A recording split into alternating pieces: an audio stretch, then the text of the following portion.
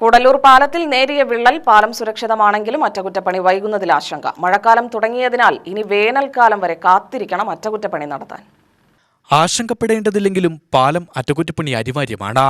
Vithanasseri Koduvayur PWD റോഡിൽ ഗായത്രിപ്പുഴയ്ക്ക് കുറുകെയുള്ള കൂടല്ലൂർ പാലത്തിലെ വിത്തനശ്ശേരി ഭാഗത്തെ ഒന്നാമത്തെ സ്പാനിലെ പ്രതലത്തിലാണ് 1.5 കൊല്ലം മുമ്പ് വിള്ളൽ കണ്ടത്. ഒന്നാം സ്പാനിലെ കോൺക്രീറ്റ് കൈവരികളിലെ തൂണിന്റെ പടിഞ്ഞാറ് ഭാഗത്തെയും കിഴക്കുഭാഗത്തെയും ആദ്യ തൂണുകൾ 1.5 ഇഞ്ച് താഴ്ന്ന നിലയിലും പടിഞ്ഞാറ് ഭാഗത്തെ കൈവരികൾ അല്പം കോൺക്രീറ്റ് അടർന്നു മാറിയ നിലയിലുമാണ്. പൊതുമരാമത്ത് പാലം വിഭാഗം ഉദ്യോഗസ്ഥരെത്തി വിശദമായി പരിശോധിച്ചു.